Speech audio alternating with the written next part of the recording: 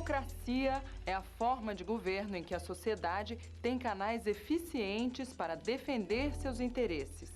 Na consolidação da democracia, o que faz diferença é a determinação da sociedade em trabalhar de forma organizada para fazer valer seus direitos, utilizando todos os canais disponíveis. No caso do dinheiro público, a participação do cidadão começa por uma atitude que já deveria estar incorporada ao nosso dia a dia: pedir nota fiscal.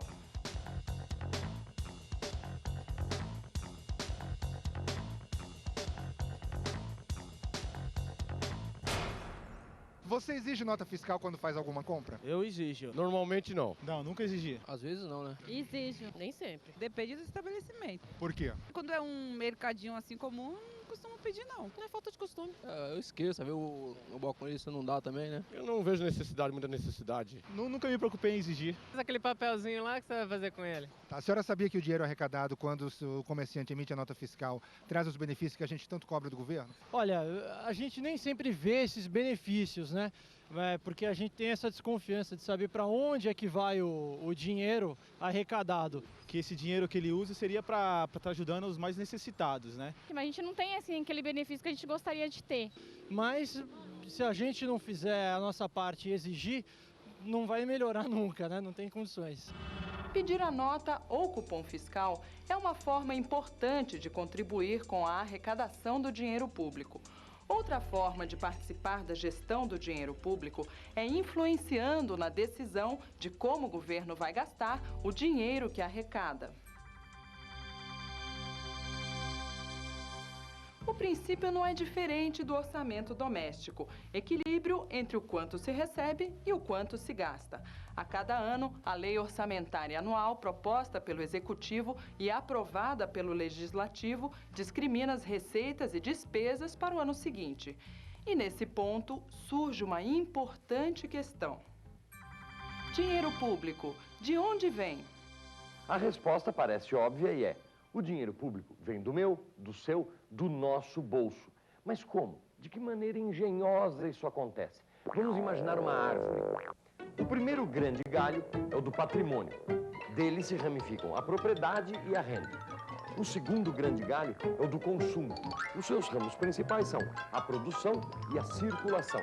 E, finalmente, temos o terceiro grande galho, que é o do comércio exterior. Um dos seus galhos é a importação e o outro é a exportação. Pronto. Está aí a árvore de onde brota o dinheiro público. Então vamos logo descobrir quantas e quais são as espécies de tributos: taxa, imposto e contribuição de melhoria. Qual a diferença entre eles?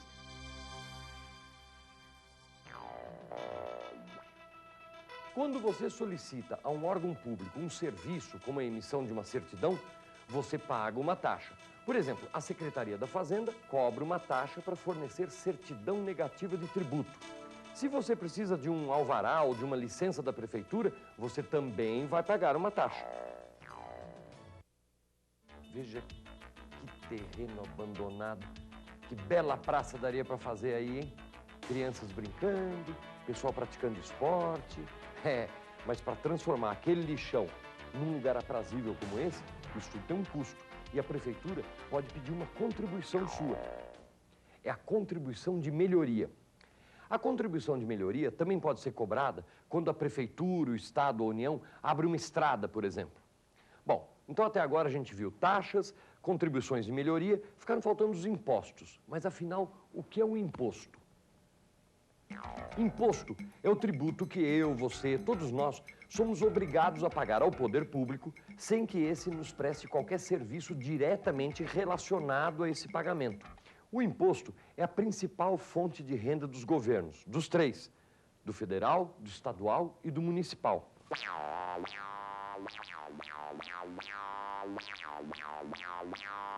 Bom, então é isso.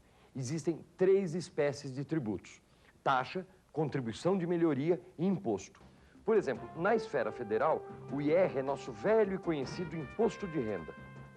Todo mundo conhece bem a mordida do leão. O que talvez você não saiba é que o leão morde de acordo com o sentido de justiça. O imposto de renda é progressivo, ou seja, são aplicadas alíquotas diferentes, que possibilitam cobrar mais de quem possui maiores rendimentos. Na esfera estadual, o imposto mais importante é o ICMS, Imposto sobre Circulação de Mercadorias e Serviços. O ICMS é regressivo. A mesma alíquota é aplicada para quaisquer contribuintes. Por exemplo, se um menino de uma família pobre junta moedas suficientes para comprar um pacote de salgadinho e o faz no mesmo bar em que o Bill Gates, em visitar o Brasil, tivesse comprado um pacote dos mesmos salgadinhos, ambos pagariam de ICMS os mesmos 18% do valor da compra. Para atenuar essa regressividade, o ICMS é seletivo, ou seja, são aplicadas alíquotas diferentes para diferentes produtos, conforme a sua essencialidade. Hortifrutigranjeiros, por exemplo, são isentos. Produtos da cesta básica, arroz, feijão, farinha de mandioca, pão, sal de cozinha, pagam 7%. A maioria dos produtos paga 18%. E produtos considerados supérfluos, como cigarros, perfumes e cosméticos, pagam 25%. 25% do ICMS que é arrecadado pelos estados é transferido aos respectivos municípios. E para muitos destes, esta acaba sendo a principal fonte de recursos. Os estados ainda cobram o IPVA dos proprietários de veículos automotores e o ITCMD nas transmissões causa-mortes e doação de quaisquer bens ou direitos. Você é proprietário de algum imóvel? Então, todo ano você paga o IPTU, Imposto Predial e Territorial Urbano. Entre os impostos do município, o IPTU, cobrado dos proprietários de casas, prédios, terrenos urbanos, em geral, é o mais importante na arrecadação própria. Para concluir, é importante lembrar, como já foi mencionado no caso do ICMS, que as receitas de alguns impostos são repartidas entre diferentes esferas da federação. Agora uma dúvida, pedágio é tributo?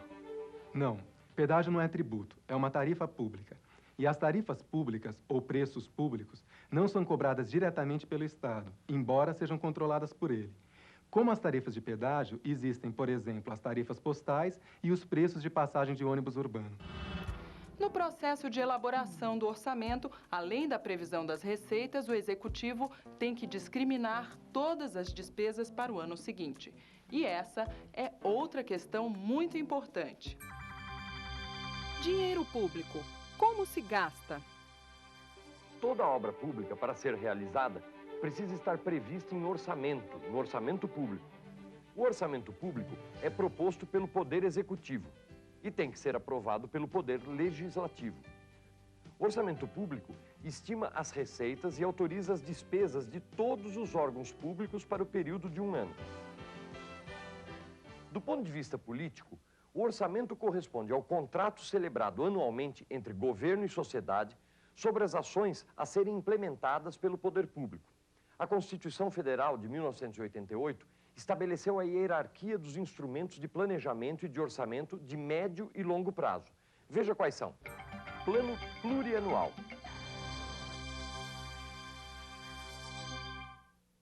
O plano plurianual estabelece as diretrizes, os objetivos e as metas da administração pública a longo prazo. É a programação global da gestão do governante, uma espécie de plano de governo elaborado no primeiro ano do mandato e que alcança o primeiro ano do governo subsequente. O PPA objetiva dar continuidade às sucessivas administrações para evitar que a população seja prejudicada com a paralisação de obras e serviços iniciados pelo governante anterior. A Lei de Diretrizes Orçamentárias, a LDO. A Lei de Diretrizes Orçamentárias serve de orientação para a elaboração da Lei do Orçamento. É comum que a LDO estabeleça os percentuais da receita arrecadada que caberão aos poderes e às entidades descentralizadas. Lei do Orçamento Anual. O orçamento anual, sujeito à aprovação por meio de lei, compreende o orçamento fiscal, ou seja, as receitas e as despesas de toda a administração pública, o orçamento da Seguridade Social, que prevê gastos com saúde, assistência e previdência social, e o orçamento de investimento das empresas estatais. Vamos agora à nossa próxima questão. De que forma o cidadão pode influenciar na aplicação do dinheiro público?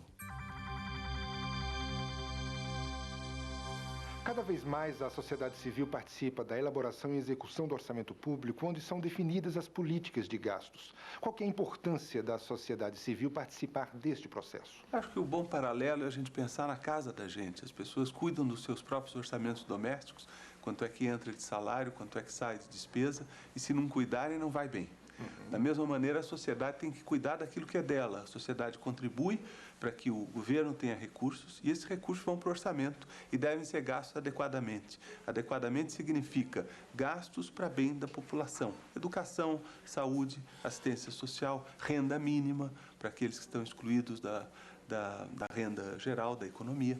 E dessa maneira, se o orçamento não for acompanhado de perto pela população, os gastos terminam sendo feitos pela cabeça do prefeito ou pela cabeça dos vereadores. Isso não é bom. A estrutura pública está preparada para admitir a participação da sociedade civil na discussão do orçamento público? A estrutura pública, eu não diria que como estrutura do governo está preparada, mas eu diria que a estrutura da sociedade mais governo, sim, está preparada.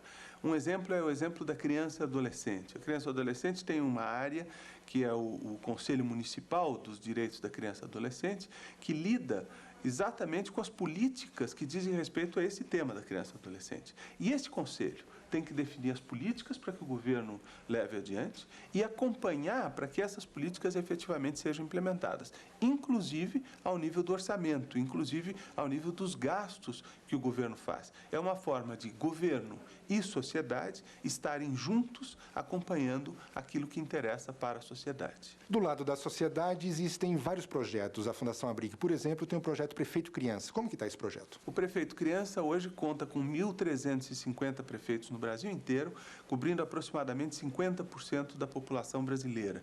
Os prefeitos se comprometem conosco a desenvolver uma gestão voltada à melhoria da qualidade de vida das crianças e adolescentes, que, em última análise, são o futuro do nosso país. Nós estamos tomando o país emprestado às crianças e adolescentes, é preciso que voltemos a elas melhor do que o país está hoje. Os prefeitos se comprometem com um programa de ação voltado a atingir metas ao longo de 4 anos e a colocar um orçamento público de acordo com essas metas, de maneira que as metas possam ser cumpridas e possa se melhorar de fato a condição de vida da criança e adolescente. O Conselho Municipal dos Direitos da Criança e Adolescente aprovam essas metas e esse programa e, a partir disso, a sociedade civil acompanha aquilo que está acontecendo na vida da prefeitura. O Prefeito Criança é apenas um projeto, mas o movimento social como um todo está passando do papel de quem remedia a pobreza para o papel de quem promove mudanças na estrutura que sustenta o modelo de exclusão social no Brasil. O movimento social tem feito essa passagem. Tradicionalmente, os movimentos sociais têm se envolvido com assistência à população, aos mais pobres, aos excluídos. E tem feito também mobilização por causas pontuais, questões específicas, como, por exemplo, o trabalho infantil. O movimento social, no entanto, está se dirigindo hoje para questões estruturais, para questões que dizem respeito à vida de todos, para resolver o problema não apenas pontualmente ou para uma população localizada, mas para resolver o problema para a sociedade como um todo. E o grande instrumento para que o movimento social faça isso é a mobilização da sociedade para pressionar os governos na direção de elaborar programas de governo e colocar orçamentos públicos de acordo com esses programas de governo. E depois, os movimentos sociais acompanharem aquilo que vai sendo desenvolvido pelos governos para garantir que essa exclusão social seja reduzida por via dos programas que o próprio governo está desenvolvendo com a participação da população. Os cidadãos têm um canal importante de participação efetiva nas decisões públicas. São os Conselhos da Cidadania. Veja como eles funcionam. Nos Conselhos de Cidadania estão representadas áreas importantes como saúde, educação, segurança, trânsito. Nos conselhos também tomam assento representantes de vários segmentos da sociedade, como as pessoas da terceira idade e os portadores de deficiência. A missão dos conselheiros é eleger propostas que atendam aos interesses da população e que deverão estar contempladas no orçamento municipal. Nas áreas de assistência social e da infância e da adolescência, a sociedade tem poder de decisão por meio dos conselhos representativos, um direito garantido pela Constituição Federal. É o que diz o artigo 204. As ações governamentais na área da assistência social serão organizadas com base na participação da população, por meio de organizações representativas na formulação das políticas e no controle das ações. O artigo 227 estende essa orientação aos direitos da criança e do adolescente.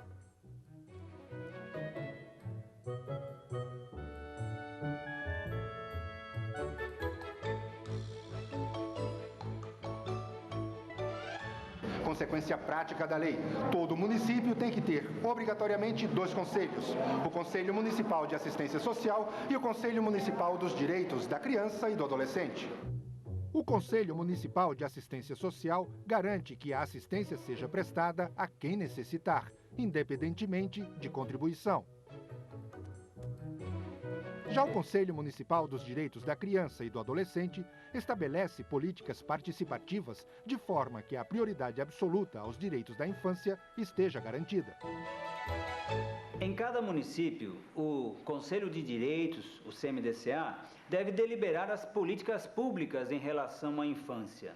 Mas, infelizmente, isso ainda não acontece em muitos lugares, seja pelo autoritarismo do poder público ou até mesmo pela falta de empenho e participação da sociedade civil.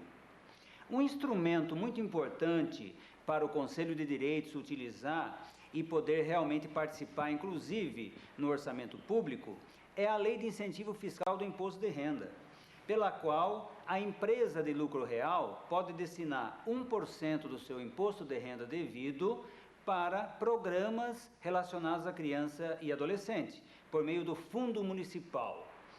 Também a pessoa física pode destinar 6% do seu imposto de renda devido para o mesmo fundo da criança. Esse dinheiro pode ser aplicado pelo Conselho de Direitos em programas socioeducativos para a infância carente. Um dos maiores problemas que nós temos é justamente a falta desses programas socioeducativos que possam tirar as crianças da rua e realmente lhes dar mais condições de desenvolvimento. Uma experiência interessante nesse sentido tivemos na cidade de Sorocaba, onde o Conselho Municipal de Direitos da Criança e do Adolescente conseguiu iniciar um projeto colocando capoeira nas escolas públicas da periferia, atingindo 2.000 crianças. E o projeto foi um sucesso, os educadores, os professores foram unânimes em dizer a importância da capoeira, que é um jogo lúdico e tem a ver com a luta de libertação do povo, realmente para motivar as crianças, para lhes dar mais autoestima, para canalizar a sua energia. Entretanto, o dinheiro não era tanto assim. E quando o dinheiro foi acabando, a luta continuou no sentido de colocar esse projeto, que foi iniciado com recursos do incentivo fiscal, colocar no orçamento municipal.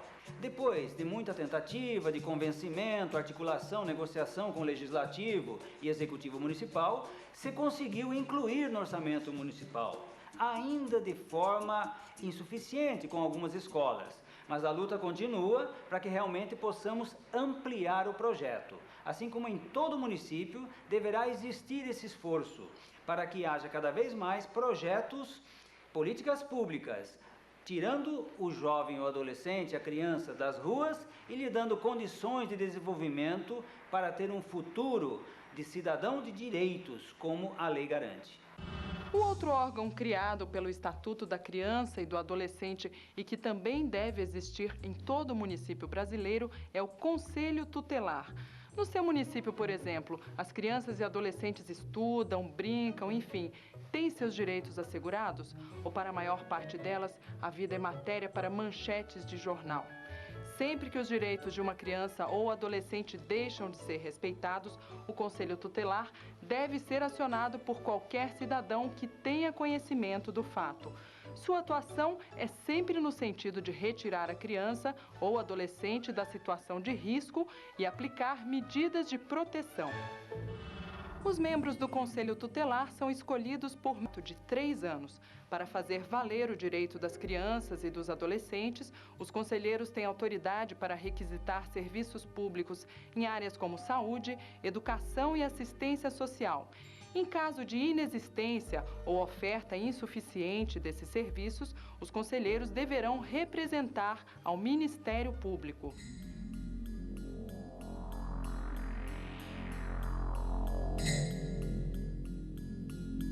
Uma das competências competências do Conselho Tutelar está estritamente relacionada com o orçamento público. Seus membros têm a atribuição de assessorar a Prefeitura na elaboração de proposta orçamentária para planos e programas de atendimento dos direitos da criança e do adolescente. É o que prevê o Estatuto da Criança e do Adolescente, a Lei Federal 9.069/90. O Conselho Tutelar conhece o dia a dia dos problemas da infância e também a carência de estrutura da cidade onde atua. Por conta disso, o Conselho Tutelar deve participar da elaboração do orçamento? Com certeza, né? Acredito até que seja a esperteza do poder público quando ele dá esse espaço ao Conselho Tutelar para que ele possa propor e contribuir assessorando o poder público no orçamento. O orçamento público é a forma que se tem para que o sistema de garantia de direitos seja de fato concretizado, efetivado no município. E o Conselho Tutelar, através do seu atendimento, ele consegue perceber, ser sensível a essas causas da criança e do adolescente. Isso é a forma ideal, mas nem todos os conselhos tutelares têm essa postura, né? Infelizmente, não. E acredito que por ausência de capacitação, porque os conselheiros tutelares, há uma rotatividade muito grande dos conselhos, e a capacitação é um buraco sem fundo. Nós temos uma dificuldade muito grande. Quando o conselheiro começa a se capacitar, tem essa dificuldade. Ele sai, a recondução dele por 3 anos termina, não pode ser reconduzido novamente. A gente sabe que o Conselho Tutelar da cidade de Piracicaba é um dos mais atuantes no sentido de participar na elaboração do orçamento. Que resultados consegue dessa atuação? Olha, nós começamos o trabalho aqui em 95, com a implantação do Conselho Tutelar. Eu fazia parte dessa cobaia, de estar entrando aqui em Piracicaba. E eu acho que a gente conseguiu caminhar muito nesse sentido. Primeiro, assim, de não ter feito nada sem aprender antes. Eu acho que isso é uma coisa que os conselheiros tutelares têm que começar a fazer nos seus municípios. Porque muita gente quer mandar no conselheiro e não sabe o que está mandando. Então, aprenda antes de agir. E aí, depois disso, nós começamos a trabalhar muito junto com o Legislativo. Foi o primeiro lugar que nós iniciamos o nosso trabalho. Para fazer o convencimento de quem tem que tratar das leis do município, de quem fiscaliza o poder público e da onde a gente também estaria conquistando a questão da lei orçamentária, porque é aprovada lá, naquela Casa de Leis. Então, nós começamos a conquista por aí e aí tentamos atrair a população, porque um outro detalhe é que não se faz nada sem o povo estar por trás. Todas as vezes que nós precisamos estar presentes nessas lutas, até que a nossa luta não é outra senão defender o direito de cada filho, cidadão piracicabano que está aí, nós conseguimos atrair esse povo. Os governantes nas esferas municipal, estadual e federal, eles são sensíveis à necessidade de dotar orçamentariamente os conselhos tutelares? Nós temos que sensibilizar muito ainda os nossos governantes para que eles percebam que o Conselho Tutelar veio a contribuir, que ele não é um inimigo, que ele está aqui vendo em foco todas as necessidades dessa criança, desse adolescente, e que deve, claro, dar o norte no município. Isso não é ser inimigo, isso é contribuir com o poder público, para que ele gaste menos e o dinheiro que ele gaste na questão da prioridade absoluta da criança e do adolescente seja, de fato, atingindo aquele problema, aquele foco de problema, minimizando, é claro, que a gente não vai conseguir resolver todo o problema do nosso país, principalmente o problema social, que a nossa dívida social é muito grande, mas assim, minimizando esses problemas, tendo uma criança que de fato tenha sua cidadania plena, garantida. A participação popular na gestão do dinheiro público começa pelo combate à sonegação, com a exigência do documento fiscal quando da realização de compras ou da contratação de serviços e com a denúncia dos casos de sonegação dos quais se tomar conhecimento. Depois, a participação do cidadão deve ocorrer na destinação das verbas, ou seja, na elaboração do orçamento. E o passo final é fiscalizar onde e como o dinheiro está sendo gasto. Um importante instrumento para esse controle é a Lei de Responsabilidade Fiscal, que estabelece regras para a gestão dos recursos públicos. O governante que não respeitar essas regras será responsabilizado pessoalmente, podendo perder o cargo ou até mesmo ser preso. Os sistemas de informações gerenciais que estão sendo implementados no setor público vêm possibilitando maior controle do cidadão. E caso alguma coisa esteja errada, os canais para reclamar são as ouvidorias e o Ministério Público. Muita gente afirma que o Brasil é um país em que as leis existem, mas não são cumpridas.